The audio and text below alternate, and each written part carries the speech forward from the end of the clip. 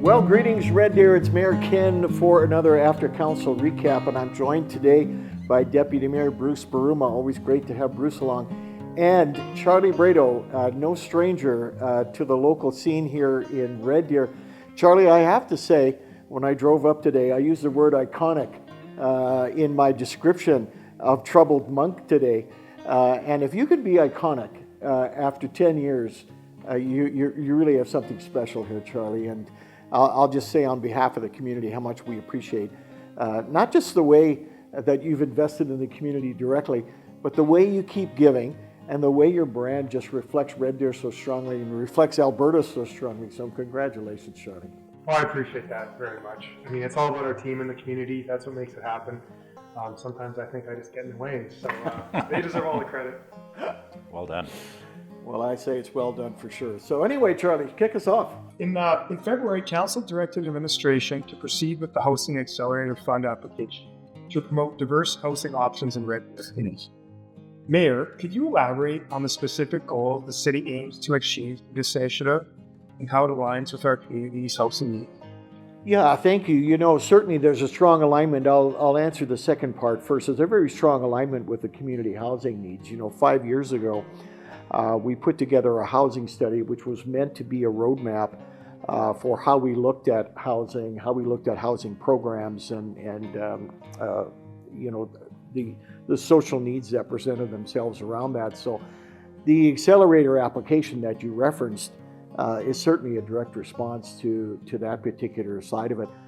Where the opportunity is for us specifically in Red Deer is certainly on the affordable housing. It's certainly on the permanent supportive housing, which are the two highest needs that are present in the city right now, particularly permanent supportive housing. There are probably 100 spaces that we need in the city for that type of housing. So we're optimistic that the Housing Accelerator application will be approved for us. I think the differentiator for us more than anything was cities that were originally declined in the first wave of funding, which included Red Deer, were invited to reapply to this stream of funding. So all things being equal, you know, we sort of get a miscongeniality award, if you will, in this context of we didn't quite make the top cut, but we've been invited to participate in this particular round. So council and administration were guardedly optimistic, Charlie, that we're going to have a positive response. And if we do, we could expect funding anywhere between 12 and, I would say at the top end, 16, 17 million dollars, which will be an incredible boost to how we're able to deliver housing in the city. Awesome. Thank you. Councillor, considering the grant requirements may limit municipal control, how does the city plan to balance the need for increased housing with concerns related to infrastructure, parking, and neighborhood impact? Yeah, and when we take a look at the actual fund, it's a recognition that we do have housing challenges across the country. And part of the way that is being addressed through the requirements through the fund is by incentivizing certain triggers that might make it easier to develop housing. And we're aware of what those particular triggers are going to be. And at the same time, you know, as Mayor mentions, the range of dollars that could be needed for housing, we need to continue to take a look at that. And I think that's part of the reason why we decided to continue moving forward with the application, because we need housing. It's an issue across the province. It's an issue right here in Red Deer, and to have that kind of a boost for housing is necessary. However, the federal government has placed certain restrictions in regards to that, and some of that is not having parking restrictions. Some of that is taking a look at different ways of densifying housing. And one of the ones that we actually recognize may be a challenge is the 4 units as a right. Mm-hmm. And it is a requirement by the federal government with this that any residential property would be allowed to have 4 units on it. So if you take, you know, if citizens look at your home where you are living today, and that there could be homes in your neighborhood that would have 4 units in that. And Part of the process then will be with us having a conversation with the community. Because in order for us to do that, there's going to have to be changes to the land use bylaw. And that's the time where we can hear from citizens. Is this something that we are prepared to do to enhance housing across the community? And you know, one of the factors too that came to mind, I think, for council is that there is also a federal election that's coming. And that may result in changes of government, which may result in changes in regards to some of these requirements. So for myself personally, it was important that we continue pursuing this and then have conversations with the community and see if we're prepared to go that far to provide much needed housing in Red Deer. Excellent. I think it's an excellent idea to get the community's feedback on this one. It'll be a hot topic. Yes. It will be, Charlie, for sure. Earlier this month, council approved amendments to the committee's bylaw, including adding citizen representatives to the audit committee and a lived experience member to the Housing and Homelessness Integration Committee.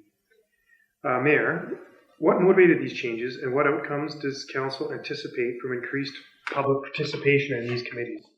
Well, I think you're seeing a trend across municipal involvement or municipal politics in the last couple of years, where the city is reaching into the citizenry and inviting them in a much more closer way.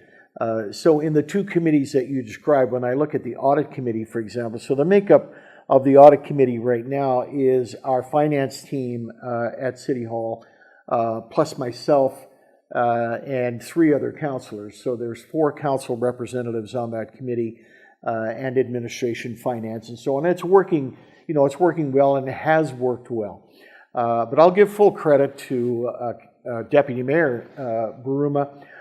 He came to council, gosh, I don't know, Bruce, 6 months ago or so, 6 or 7 months ago or whatever, and proposed that we open up the audit committee to citizen representation to get that further look and input from the community on what is really the most material aspect of our business, and that's looking after the city's books and the city's finances.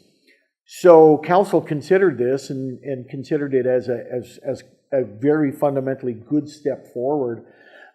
So we are looking now for somebody, you know, with the appropriate credentials.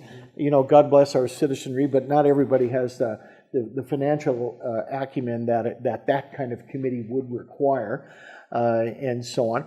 So we'll be recruiting that way. As it relates to the other committee, which is the Housing and Homelessness Integrated Committee, really the same kind of approach, but in the context of somebody, you know, lived experience is a gentle way of saying, I have experience being a homeless person. I have been on the street. I understand the challenges. I've lived the challenges. And so often, very often, that perspective is not present to the degree that it should. Sometimes it's represented by agencies and that kind of thing, or by anecdotal information. But when you're hearing it from a person with lived experience, you get an understanding that sometimes you really need to put that kind of experience very much in the mix of a decision. So there's other examples that, you know, your question doesn't touch on, which is fine, but there's our Economic Development Committee, which is formed, and you may know something about that personally. I'm just having fun. Thank you for being on that committee, Charlie. I love that. And you know, and the upcoming policing committee, which we're also, you know, contemplating, and so on. These are all examples where I've often said, you know, the smartest brains in the community aren't all at City Hall. We have a lot of people across our community that can help build a city, help sustain a city, and I think those two committees are examples of that. Yeah, I totally agree. I think there's a lot of people who have a vested interest in seeing Red Deer succeed, and so reaching out to those people will only make us stronger as a city. Absolutely. So that's a great initiative. Councillor, how will the inclusion of a lived experience member in the Housing and Homeless Integration Committee enhance the committee's effectiveness in addressing housing challenges in Red Deer? Yeah, and I'm grateful that, Mayor, when I started council, I was included as part of the Housing and Homeless Integration Committee. It's been a really great education in gaining some of the insights that many in our community are facing around homelessness. And we had there is a lived and living experience council in Red Deer, and I have to be honest, it's been very enlightening, not only hearing from them, but actually getting into a relationship and friendships with some of the people that are part of that council. So they've been attending the meetings as invited guests. But when you look at the wisdom and the insights that they bring, we felt as the Housing and Homeless Integration Committee that we needed to have them as designated representatives, that they could put up their hand when it came to votes, when they could, ask questions and be a full part of that. And, it's interesting as you see some of the struggles that those individuals face, and you get a perspective in regards to what living on the streets would be like, or living in permanent supportive housing. And I'm grateful for the connections that we've been able to have with those individuals. And in fact, one of the individuals, and it's just one of those little pieces, I never ever knew who she was before I saw her on the committee. But when I was walking downtown, I would run into her several times with her children and that too. And, so there's a part of it where you gain that relationship and you have the insights. And by us having relationships with those individuals, I think there's real strong benefits that come from that. Absolutely. I think empowering the people that we're trying to help makes great sense. Yeah. Amendments to the council committee's bylaw also included the establishment of a policing committee, which was discussed at yesterday's council meeting. So, Mayor, what are the primary objectives of this committee, and how will it enhance community involvement in setting policing priorities? Well, it's certainly a new direction for Alberta. The province of Alberta amended the Policing Act a short time ago, and one of those amendments, Charlie, required communities with populations of 15,000 or more to form a policing committee. We had a policing committee, and I think, Bruce, you sat on it back in the day. Yeah. And I'm going back to what, 2008? In the 80s. In the 80s, my goodness, wow. I was very young. Bruce, you were very young. So this wasn't yesterday, Charlie, that we had a policing committee. But anyway, the essential duty of the committee, or the essential function of the committee, is to oversee the operations of the RCMP. So when the committee structure came to council, we had to make a decision on the makeup of the committee.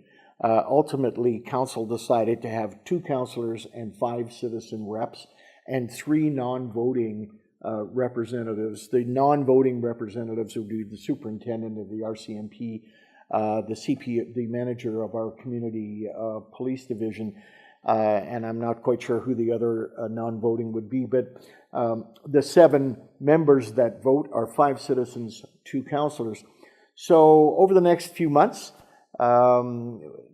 we talked to our manager of community policing yesterday, and I think we'll have that committee off the ground later in summer because of the enhanced security checks that need to go through the citizen and council reps for that matter. So over the next few months, the committee will be on its feet, and then it will start work on what's called an annual policing plan with the RCMP, a community safety plan, also in conjunction, obviously, with the RCMP. It certainly gives that citizen look to how policing is being done. And I think the biggest change from today, because council is the oversight of the RCMP today, we put together the annual policing plan and so on. But the biggest change that committee will bring versus what we have today, I think, is they will actually recruit who the next superintendent would be. That hasn't happened in Red Deer for a long, long time. And Ottawa, if you will, typically brings in the superintendent and so on. So this committee will also have that power. It'll interview and select the new commanding officer. So what you have very much is a citizen lens on policing, or you will have in the next 5 or 6 months, very much a citizen lens on policing. which once again, as we've talked about housing and so on, is really a positive step forward in how communities interact with government and governance. And certainly when you think of right after finance comes safety in most cities, and certainly in Red Deer, that would be right up there. That sounds fantastic. I mean, having a local lens on our Yes. issues is Yeah. powerful. Yeah, That sounds like it is. It is, yeah. Yesterday, Council received a report that evaluated the effectiveness of the current community development grants policy, resulting in 8 recommendations. Councillor, how does the city plan to implement these recommendations to better support community organizations? Well, every year the city makes some significant investments in a range of community groups. And Mayor, you'll remember we've had several agency days where we have an opportunity to hear what some of those community groups and organizations are, where the city is investing money within that. So there is a pool of money that is available for grants, and some of those are related to sports or culture or community capacity building and other aspects like this. And one of the reasons this became a review is because there were some organizations said because of some of the tight financial situation, they would like to see if there's opportunity for some operational dollars. It's easy to raise money for programming and pieces like that, but to keep the office going and other aspects like that. So administration did a very comprehensive review, and the report was very well done, basically taking a look at how do we make sure that we are managing this in the best way and meeting the needs of our community as a whole, but also each of the organizations. So a few of the things that are going to happen with that is on the operations side, there will be a component of some of the grants that can be used for operational dollars, and I think that'll be welcomed by a number of the different organizations. The other thing is that it's a very competitive process for a number of organizations who really are tying their programs to successful applications. So we want to make sure that it's well known across the community. So there's going to be increased advertising and profiling those opportunities within that. Much of the evaluation on that is what are the outcomes that are being achieved, and they need to be able to demonstrate those and report on those as well. Not everyone is successful, so they will also do follow-up with the unsuccessful applicants, because sometimes it's a small tweak here or just making sure that you're aligned with what those priorities are.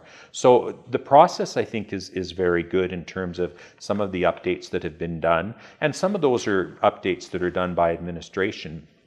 The other aspect from a council perspective is that we will have a regular opportunity to take a look from the big picture in regards to what some of those granting streams should be, that they can be responsive. Our community is changing, therefore the kind of projects and initiatives will be able to be updated there as well. The other thing is there is an emergency fund, and there are some times where some organizations require that, and those funds will be adjudicated by council to see when those happen. It doesn't happen often, but by having council as the overseer, that's another aspect that they've done. And I will go back to agency days when you see the individuals across, and the real cross section of what our community is like, they're getting benefits from these community grants. We want to make sure that those are wise investments, and that they're competitive, and that we're getting outcomes that are going to be important for the citizens across Red Deer. Awesome. Thanks for that. Yeah. These groups do great work for the community. So. Absolutely, and that's where that agency day was so good, because you get emotional when you hear some of the stories and the differences they're making. Absolutely. Next question. So City Council approved the 2025 adopted operating budget with a notable adjustment regarding election expenses. Mayor, could you provide insight into the adjustment regarding election expenses? Yeah, Councillor Hyam brought this item to council yesterday. So when a council brings the adopted budget to the table, it really is then the final budget that'll be set for the community. In November, we passed what was called the interim budget, allowing for the year end to roll up and the pluses and minuses from the assumptions that were made in November to the final numbers on the city's balance sheet. So yesterday we had an item And we call it at City Hall, or our finance people call it carry forward. So there was a carry forward amount of $70,000 that was coming in and being invested in this year's election.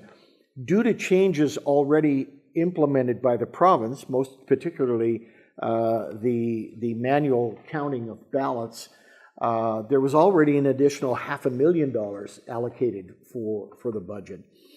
So council sat back and decided yesterday that the $70,000 carry forward amount by administration could be absorbed already within the new budget allotment. There was no need to carry it forward.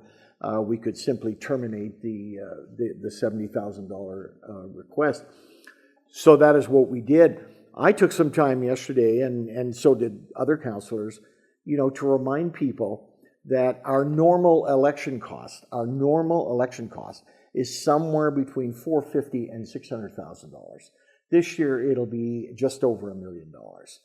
And the primary driver of the cost is the labor required and some of the what I would call infrastructure required to now begin what I would call quite a challenging mission to count arguably 15,000 ballots, which may have up to 35 or so names for councillors and 5 or 6 or so, maybe more for mayor, plus all of the school boards, which also roll into the city's coffers. So I say to people, for goodness sakes, let your MLAs know that this decision by the province to fundamentally what I would call roll back the clock as it relates to technology that was already working, that decision by the province is costing us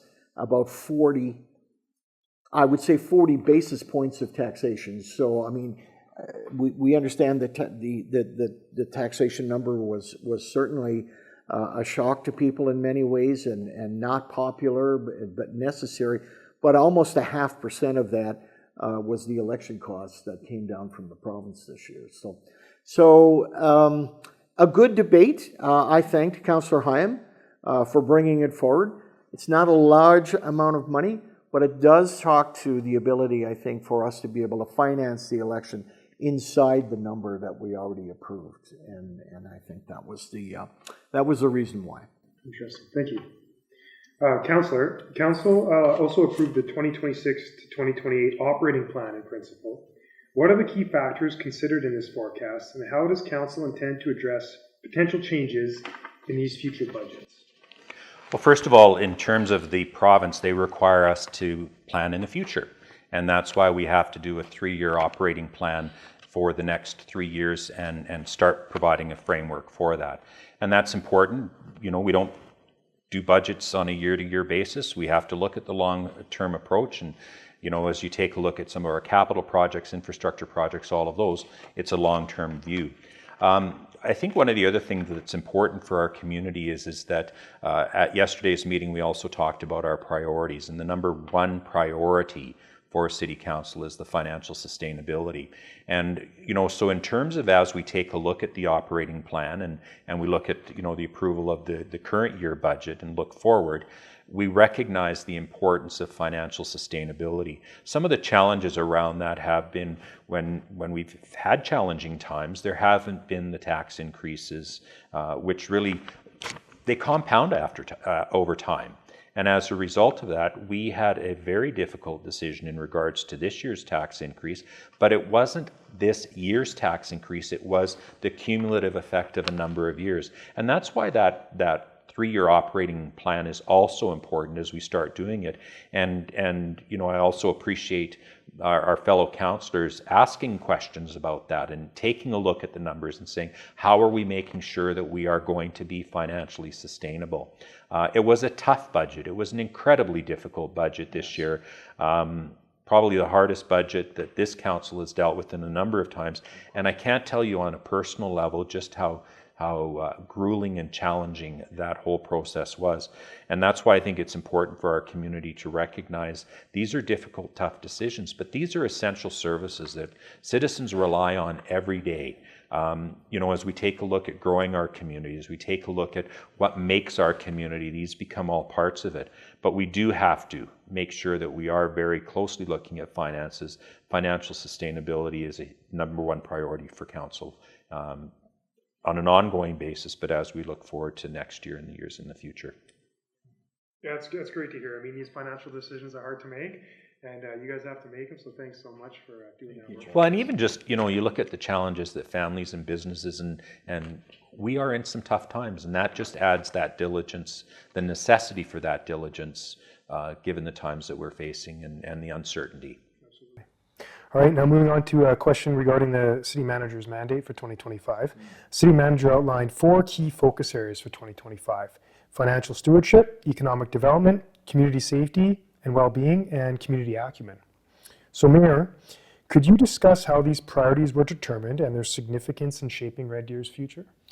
Oh, absolutely. Thank you for that, Charlie. There's a couple of foundational documents, and then I'll speak more to the community input. So we had a couple of foundational documents. One was the Red Deer 2050 visioning exercise. Where will we want to be? What will we look like in 25 years? The other was Council's strategic plan, which was put together for this council term for 2021 to 2025. So there's quite an alignment between the mandate given a city manager and those 2 documents. I will say that this was the first time in my knowledge, and some of the, for example, Councillor Jeffries, Councillor Hyam, who had been around in the early 2000s, also said the same thing. This is the first time that a city manager has made her priorities public. It's like getting a performance review, which we did with city manager a couple weeks ago, and then she wanted to bring her priorities forward, which council had given her, to share with the community.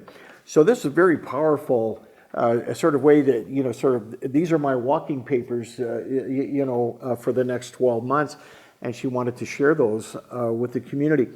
If, again, we're seeing, quite a common theme with council's meeting yesterday and, these questions, because once again, the citizens had a large say, if you will, in how that feedback, those mandated items came in. So Councillor Bruma very, very correctly talked about the financial side of our books, and the city manager is charged now with literally watching the pennies and making sure that the intent of the tax increase that we levied a few months ago is to create a reserve balance going up. So in other words, we're going to contribute to reserves. We're going to have a surplus at the end of the year, and we're not going to rely on reserves for the foreseeable future to finance our operations. And then you look at the others. Economic development comes out of community collaboration with the chamber, with RDP, with the building association, with the developers, and those things. Citizens saying, I'd like to contribute more tangibly into the city's documents and future. And so that is very much a part of the city manager's future. The other 2, safety and community acumen, was really asking the city manager, and when you ask the city manager, you have 1,400 people that the city manager is looking after today. And I don't know about you, Charlie, but I've never looked after 1,400 people and so on. And I think God in his wisdom has very correctly placed me where I am.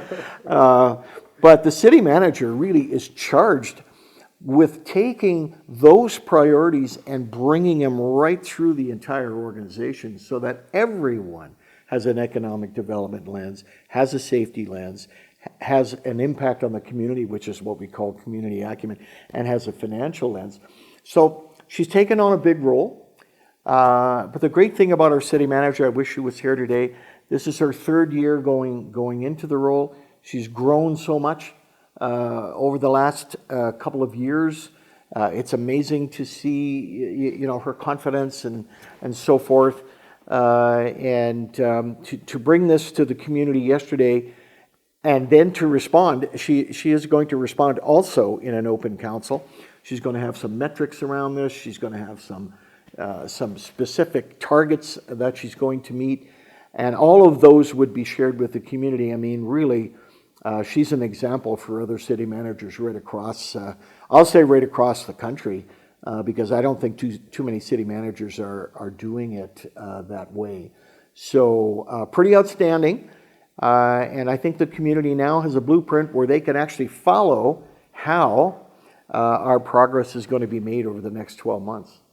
That's great. It's great to see that initiative from the people at the city. It's awesome. And I was going to say, I can't even take care of my 3 kids. My wife has to do all that. So 1,400. I mean, wow. So moving on. There's one of them over there. Having fun. All right, so moving on to the new economic development strategy and the ad hoc economic development committee, which I have to admit I'm on that committee, and it's a fantastic opportunity to have my voice heard. Awesome. I think it's a great initiative from the city and the council to allow citizens' voices to be heard, and so thank you for this opportunity. But this has been formed to develop a strategy aimed at fostering a thriving business community in Red Deer. Mm-hmm. So, Councillor, how does this strategy position Red Deer for future growth? Well, I think we all take a look at economic development as a huge priority. We see neighboring communities that have been growing, and we want to grow as well. That requires a number of levers to have that happen. Part of that is a population growth. Part of that is an economic growth. There's a number of factors that are a part of that. And Red Deer's had for many, many years a land and economic development department that has been charged with that. We also have companion organizations like Red Deer Polytechnic is definitely an economic driver. So is the Chamber of Commerce. With this ad hoc committee, and I'm really pleased. Thank you for your service on that committee. But I think you would say that there is quite a diverse range of individuals that are on that, each bringing unique perspectives. Some of those, are from large enterprises down to entrepreneurial enterprises that are in this area and community groups and that as well. So by bringing those individuals together, they're going to be charged with identifying what is the model for economic development that is going to allow Red Deer to prosper. And that committee has been working hard. Every 2 weeks you guys get together and have some important critical discussions. We don't have a council representative on that, but I know that committee is coming to council, and we are excited to hear and see where that is. And hopefully that will provide a very clear direction in regards to what we need to do as a city, but not just the city of Red Deer, that it's embraced by others levels as well in terms of how we are going to grow Red Deer, how we're going to make it prosperous, how we're going to be responsive to what those particular needs are. And Alberta is a great entrepreneurial, has lots of resources, has lots of economic opportunities out here. We want those to happen in Red Deer, and that's why that work is important. I think when the community hears that, there will be an increased level of confidence in those opportunities, and hopefully that's going to attract investment. That's going to bring people to Red Deer saying that this is where we want to set up business, this is where we want families to thrive, this is where we want to build a great community. Yeah, as a business owner, I feel so strongly about economic development, and I think that striking a committee like this is an excellent step to drive this city's future. I know I had a conversation about another topic with city manager too, and I think there are opportunities for us to use these ad hoc committees. Your commitment is 6 months, and you're talking together with other individuals. You're getting more educated on the various principles of economic development, and there are other areas in the city as well where I think those ad hoc committees and engaging citizens is a really valuable opportunity. I couldn't agree more. I always like to say if people are complaining and they're not doing anything about it, then maybe they shouldn't be complaining. So if you're going to complain, do something about it. And then, anyway, so I think there's a huge role for these ad hoc committees. So, all right, moving on. We have the Sorensen Station washrooms reopening, which is always an exciting topic. Yesterday, Council directed the reopening of the Sorensen Station washrooms by March 2026 with interim semi-permanent facilities for the summer of 2025. Mayor Johnson, what prompted this decision, and how does it address the immediate needs of the downtown area?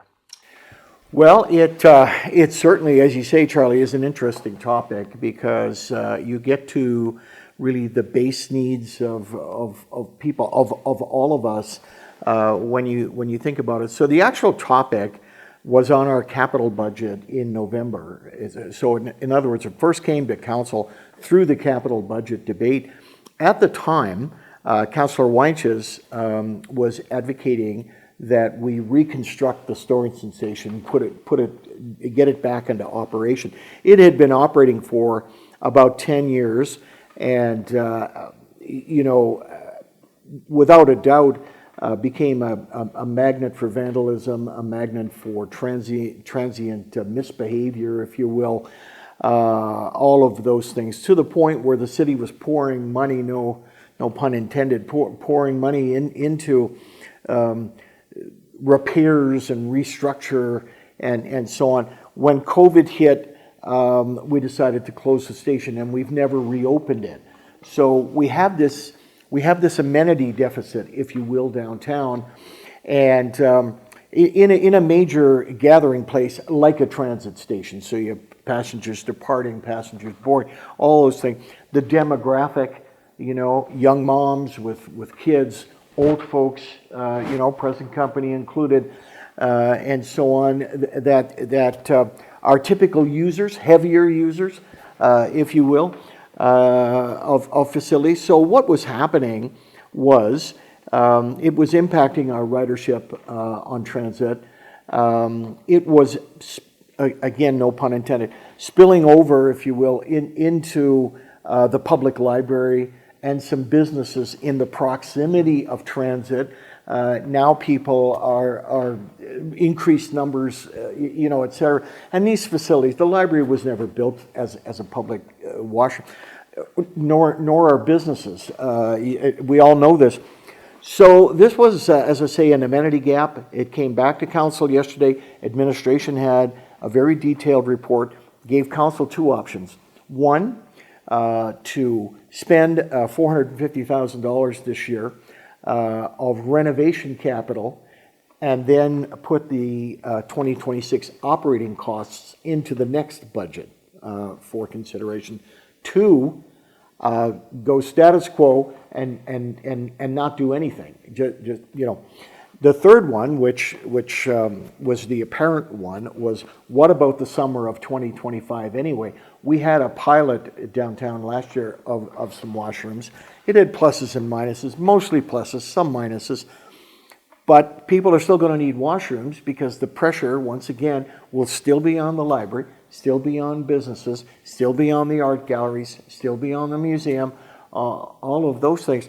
So council made a decision yesterday, as you pointed out, to construct what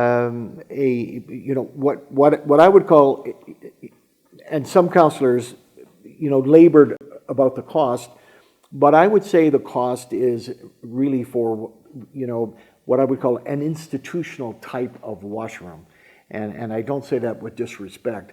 I say that with respect as it relates to something you might see in a long-term care setting, or in an institutional setting, perhaps a correctional setting, or whatever, where it can withstand the vandalism and still have the service, and so on.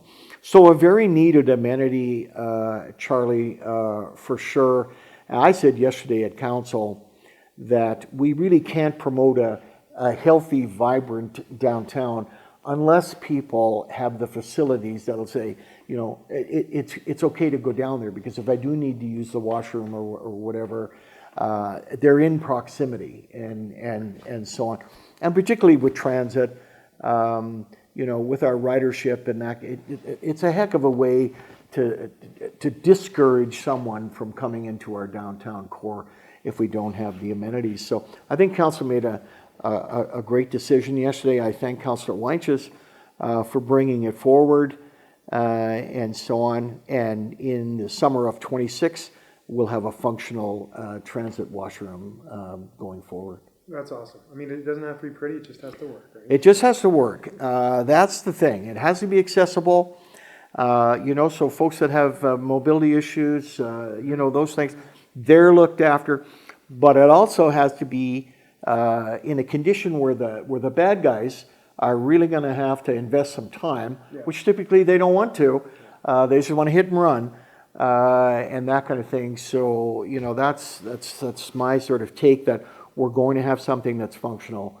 Maybe not. It likely won't win an architectural award, Charlie, but it will serve the health issue that washrooms address. So, yeah, It'll be a relief.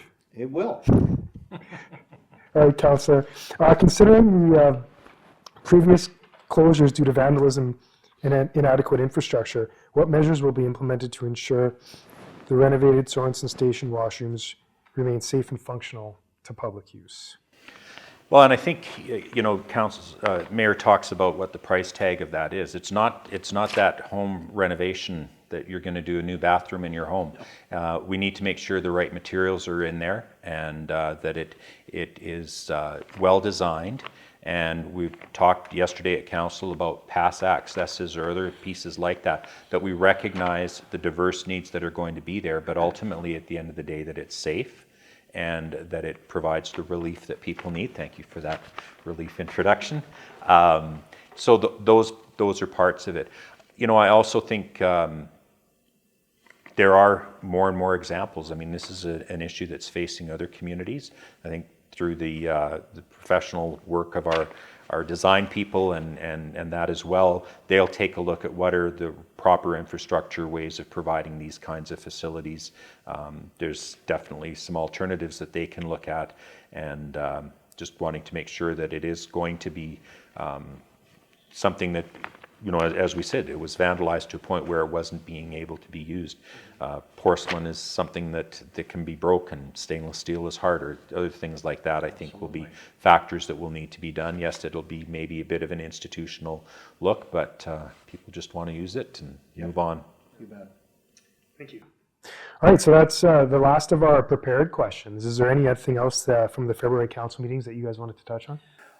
Yeah, thank you. I just wanted to add that the city put in, you know, what's called just really a citizen's notice or release on our site yesterday, called the dynamic staffing guidelines or changes at our fire stations.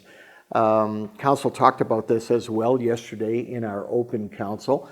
So back in November-ish, council made the decision to through our fire chiefs and so on, to reduce the amount of overtime incurred in our fire stations. And we did that by about $600,000. So currently our overtime is just over $3 million in our fire stations. And we took some steps to reduce that by bringing on what's called a dynamic staffing model.